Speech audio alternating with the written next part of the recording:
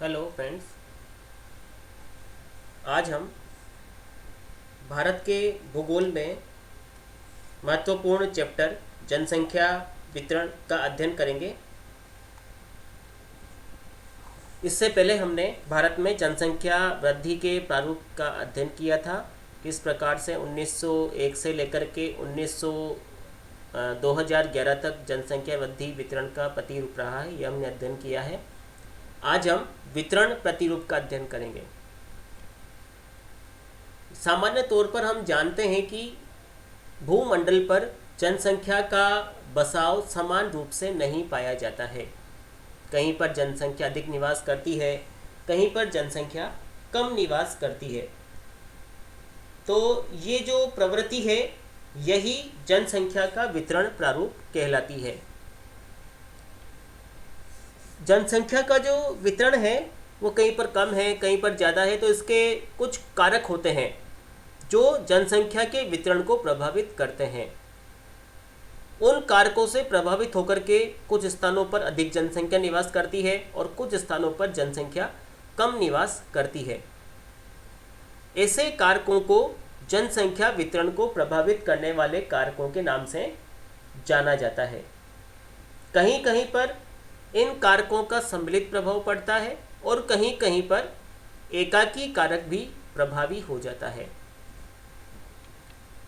किसी भी क्षेत्र में जनसंख्या का वितरण विभिन्न प्रकार के प्राकृतिक, सामाजिक, जनांकिकीय, जनांकिकी का मतलब है जनसंख्या से संबंधित, मानव से संबंधित, आर्थिक, राजनीतिक तथा ऐतिहासिक व सांस्कृतिक कारकों के द्वारा प्रभावित होता है, नियंत्रित होता है।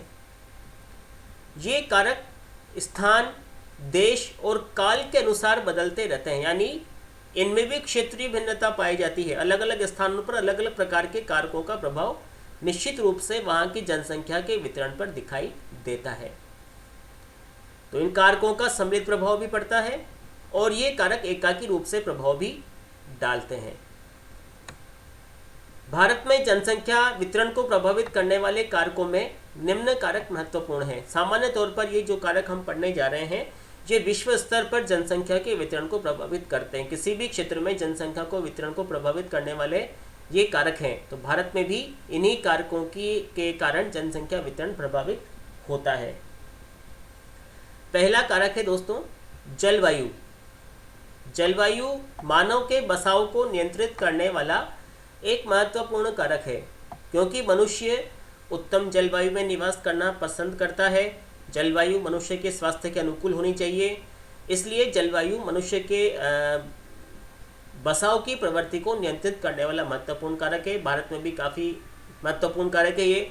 हम देखते हैं कि समुद्र तटीय जो राज्य हैं, जिसमें महाराष्ट्र है, तमिलनाडु है, आंध्र प्रदेश है, कर्नाटक है, इनमें अधिक जनसंख्या घनत्व है, क्योंकि तो तटीय जलवायु है, समुद्री जलवायु अच्छी होती है, ना तो अधिक गर्मी होती है, ना अधिक सर्दी होती है, वर्षा भी हो जाती है। तो इस कारण से तटीय क्षेत्रों में अच्छी जलवायु से लोग रहना पसंद करते हैं। मध्यवर्ती मैदानी भागों में भी अच्छी जलवायु है, वहाँ पर तीनों ऋतुएं पाई जाती है, शीत ऋतु, ग्रीष्म ऋतु, वर्षा ऋतु, तो वहाँ भी लोग निवास करना पसंद करते हैं। अब हम उन क्षेत्रों को देखते हैं जहाँ पर लोग नहीं रहना पसंद करते हैं। वो कौन कौन से हैं? राजस्थान का शुष्क मरुस्थलीय भाग, पश्चिम जो मरुस्थल है वहाँ पर लोग रहना पसंद नहीं करते हैं, क्योंकि उच्च तापमान और उच्च शुष्कता वाले क्षेत्र हैं, वर्षा कम होती है। हिमालय के जो पर्वतीय भाग हैं अत्यधिक शीत है, तथा जो पूर्वी हिमालय वाले क्षेत्र हैं वो अधिक ऊंचाई वाले हैं, तो वहाँ पर भी अत्यधिक शीत के कारण जनसंख्या निवास नहीं करती है।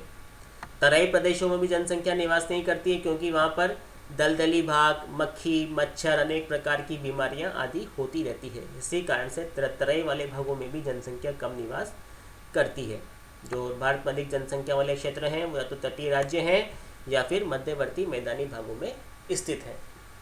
तो इस प्रकार से जलवायु मानव बसाव को नियंत्रित करने वाला महत्वपूर्ण कारक है भारत में। दूसरा कारक है दोस्तों धरातल। धरातल से तात्पर्य स्थलाकृति।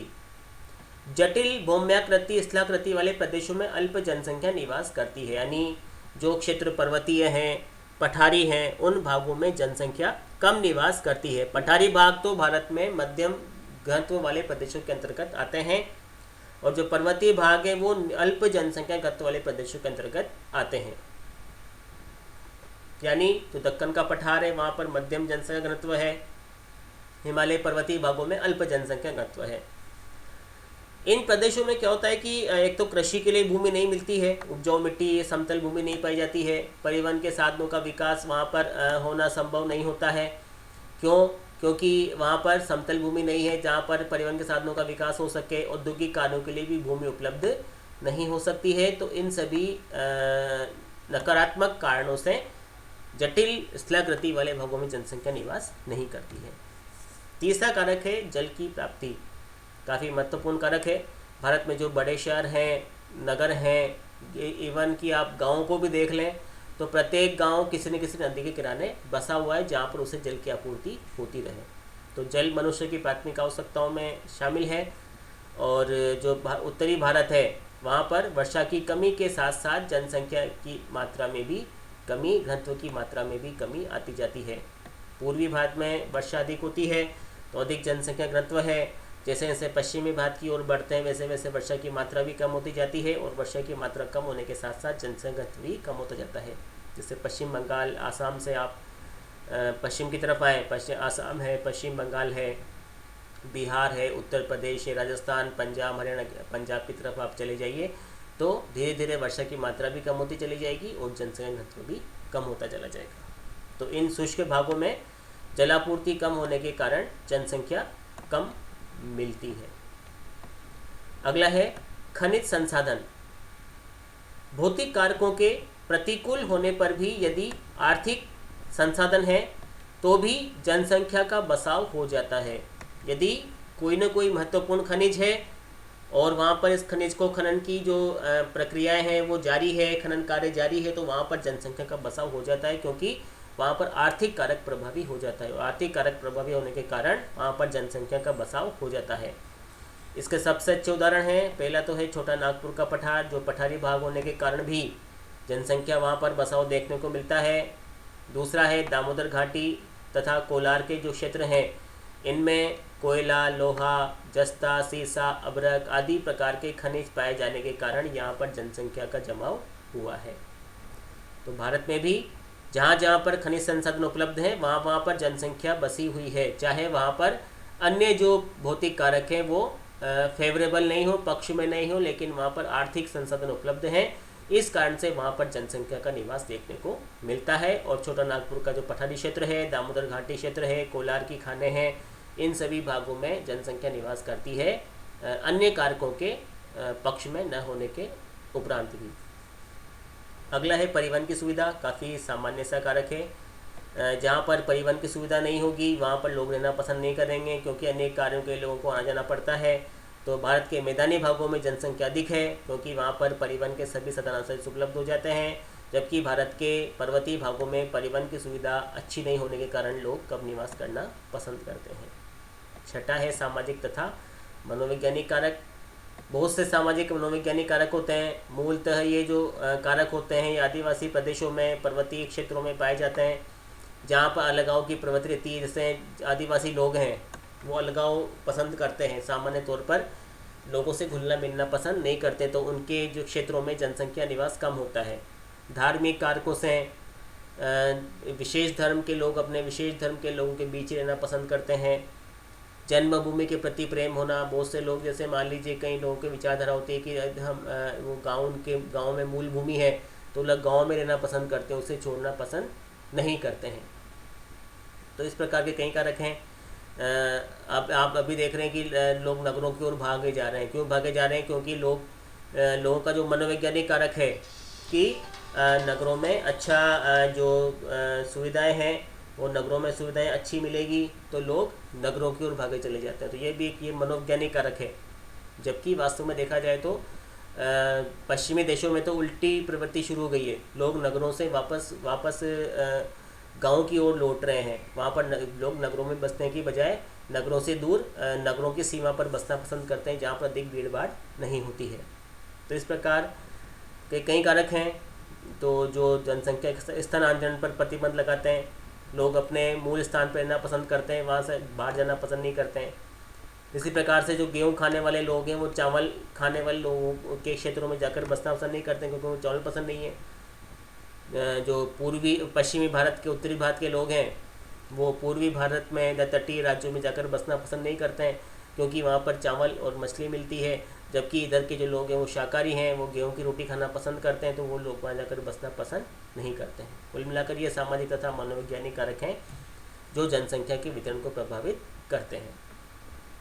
सातवां तथा अंतिम कारक है राजनीतिक और आर्थिक कारक। राजनीतिक उथल पुथल, असंतोष, असुरक्षा आदि कारकों से तथा औद्योगिकरण, नगरीकरण आदि आर्थिक कारकों के कारण भी जनसंख्या के क्षेत्रीय वितरण में विभिन्नता देखने को मिलती है। वैसे मान लीजिए जम्मू कश्मीर वाला हिस्सा है और पीओके वाला जो हिस्सा है, जो भारत पाक अधिकृत कश्मीर वाला हिस्सा है, इन सभी भागों में राजनीतिक उथल पुथल, असंतोष बना रहता है। सीमावर्ती भागों में भी इस प्रकार का असंतोष बना रहता है, असुरक्षा की भावना रहती है। तो इस प्रकार से जो सीमावर्ती क्षेत्र हैं, राजनीतिक दृष्टि से अस्थिर हैं, जहाँ पर सैन्य गतिविधियाँ ज़्यादा पाई जाती है, वहाँ पर लोग रहना पसंद नहीं करते हैं। जहाँ पर स्थिर सरकार हो, स्थिर प्रशासन हो, कुशल प्रशासन हो, वहाँ पर लोग रहना अधिक पसंद करते हैं। नगरीकरण तथा औद्योगिकरण भी जनसंख्या के वितरण को प्रभावित करता है। नगरों में घनत्व बढ़ता जा रहा है। क्यों? क्योंकि वहाँ पर लोग नगरीकरण और औद्योगिकरण की वजह से शहरों की तरफ भागे चले जा रहे हैं। गाँव में जनसंख्या खत्म होती जा रही है। गाँव में आपने देखा होगा कि आजकल गाँव में केवल 60 साल से ऊपर के लोग बचे हैं। जो लोग 40 वर्ष से कम की आयु के हैं वे सब लोग गाँव को छोड़ करके शहरों की तरफ चले गए हैं। गाँव में आपको 40 से 60 वर्ष के जो मध्य के आयु वर्ग के लोग हैं वो आपको जो कमाऊ जिसे कह सकते हैं अपन, कमाऊ जो वर्ग है वो आपको गांव में देखने को नहीं मिलेगा। लेकिन बस गांव में वही लोग जिनके पास या तो खेती बाड़ी है, जो अपनी खेती को संभाल रहे हैं। तो अधिकांश जो लोग हैं गांव में वो वृद्ध लोग हैं जो कि अपने पुश्तैनी ज़मीन को, पुश्तैनी मकानों को संभाल रहे हैं। अधिकांश जो युवा वर्ग के लोग हैं वो गाँव से निकल करके शहरों की तरफ आ गए हैं। इसी प्रकार से असुरक्षा की भावना के कारण भी सीमावर्ती भागों में जनसंख्या कम निवास करती है। और यहाँ पर आप देख रहे हैं जैसे मुंबई है, एनसीआर क्षेत्र है, इन क्षेत्रों में अत्यधिक आर्थिक विकास के कारण जनसंख्या अधिक निवास करती है। क्योंकि यहाँ पर एक तो आर्थिक विकास हुआ है तो लोगों को अपने अर्थोपार्जन के लिए अधिक मेहनत की आवश्यकता नहीं होती, उन्हें आसानी से रोजगार मिल जाता है। दूसरा, यहाँ के चक्काचौंध के जो जीवन है लोगों को आकर्षित करता है, जिसके कारण लोग ग्रामीण क्षेत्रों से, अर्ध शहरी क्षेत्रों से नगरों की तरफ भागे चले जाते हैं। तो इस प्रकार से ये कुछ कारक हैं जो जनसंख्या के वितरण को भारत में मुख्य रूप से प्रभावित करते हैं। इसमें जलवायु है, धरातल है, जल प्राप्ति है, खनिज संसाधन है, परिवहन की सुविधा है, सामाजिक तथा मनोवैज्ञानिक कारक है, राजनीतिक और आर्थिक कारक है।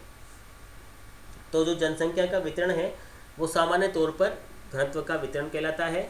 जनसंख्या का जो घनत्व है वो मूल रूप से देखा जाए तो कई प्रकार से व्यक्त किया जा सकता है। घनत्व का जो प्रतिरूप होता है अलग अलग प्रकार का होता है। जैसे मान लीजिए पहले आता है गणितीय घनत्व। तो प्रति वर्ग किलोमीटर में व्यक्तियों की संख्या को गणितीय घनत्व कहते हैं, जो हम सामान्य रूप में पढ़ते हैं। गणितीय घनत्व यानी एक वर्ग किलोमीटर में, प्रति वर्ग किलोमीटर में कितने लोग निवास करते हैं। इसका सूत्र होता है प्रदेश की कुल जनसंख्या बटा प्रदेश का कुल क्षेत्रफल, जिससे गणितीय घनत्व निकाला जाता है। जो हम सामान्य तौर पर घनत्व की बात करते हैं वो गणितीय घनत्व होता है प्रति वर्ग किलोमीटर। उसका सूत्र है प्रदेश की कुल जनसंख्या बटा प्रदेश का कुल क्षेत्रफल।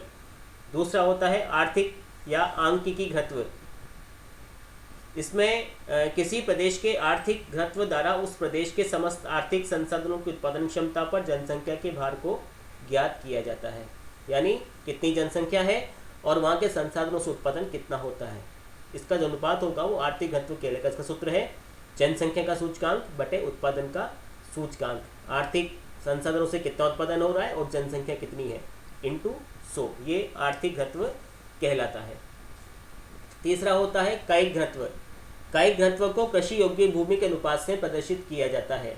इसका सूत्र होता है क्षेत्र की कुल जनसंख्या बटा क्षेत्र की कुल कृषि योग्य भूमि। यानी कुल जनसंख्या में कृषि योग्य भूमि का भाग देकर के कई घनत्व निकाला जाता है। तो कई घनत्व ऐसा कौन सा है, तो प्रश्न यहाँ से बन सकता है ऐसा कौन सा घनत्व है जो कृषि योग्य भूमि से निकाला जाता है। तो कई घनत्व कृषि योग्य भूमि से निकाला जाता है। एक होता है कृषि घनत्व। कृषि घनत्व प्रति वर्ग किलोमीटर कृषि योग्य भूमि पर कृषक जनसंख्या के भार को प्रदर्शित करता है, यानी प्रति वर्ग किलोमीटर पर कितने कृषक हैं, तो इसको कृषि में संलग्न जनसंख्या बटा कृषि योग्य भूमि के सूत्र से ज्ञात किया जाता है। अगला है पोषण घनत्व। पोषण घनत्व खाद्यान्न फसलों के अनुपात से निकाला जाता है। इसका सूत्र होता है कुल जनसंख्या बटे खाद्यान्न फसलों के अंतर्गत क्षेत्रफल। और अंतिम होता है काष्ठा घनत्व, क्रिटिकल डेंसिटी जिसे कहते हैं। इसको किसी क्षेत्र के भूमि उपयोग क्रम तथा मानव वहन क्षमता के अनुपात को प्रति वर्ग इकाई के रूप में प्रदर्शित किया जाता है, जिसे काष्ठा घनत्व के नाम से जाना जाता है। तो इस प्रकार से जो घनत्व है उसे अलग अलग प्रकारों में व्यक्त किया जाता है। सामान्य तौर पर जो घनत्व है उसे गणितीय घनत्व के रूप में व्यक्त करते हैं, प्रति वर्ग किलोमीटर में निवास करने वाले व्यक्तियों की संख्या, और इसको वितरण को प्रभावित करने वाले कारक ये हैं। तो इसमें एक डायग्राम, प्रत्येक पॉइंट में एक डायग्राम बन सकता है। जैसे जलवायु, तो जलवायु में डायग्राम बन सकता है, धरातल में डायग्राम बन सकता है, आर्थिक संसाधनों में डायग्राम बन सकता है। तो आप भारत में पॉइंट आउट कर करके दिखा सकते हैं कि कहाँ कहाँ पर कौन कौन से कारक का प्रभाव है, जलवायु कहाँ कहाँ पर प्रभाव डाल रही है, आर्थिक संसाधन कहाँ कहाँ पर प्रभाव डाल रहे हैं, धरातल कहाँ कहाँ पर प्रभाव डाल रहा है। इस प्रकार से जो अलग अलग कारक हैं, खनिज संसाधन कहाँ कहाँ पर प्रभाव डाल रहे हैं, तो इन सभी कारकों को मानचित्र के द्वारा प्रदर्शित किया जा सकता है। ये 7 कारक है, तो 7 का एक अलग अलग मानचित्र यहाँ पर बन सकता है। ये आपका असाइनमेंट है कि आप प्रत्येक कारक के लिए कम से कम, जैसे मान लीजिए जनसंख्या वितरण को प्रभावित करने वाले कारकों का प्रश्न आता है, तो कम से कम 3 से 4 मानचित्र यहाँ पर बनने आवश्यक हैं। ये आपके असाइनमेंट के अंतर्गत है। आज हम इतना अध्ययन करेंगे। जो भी आपको डाउट्स हैं वो आप यूट्यूब के चैट बॉक्स में अवश्य लिखें। धन्यवाद।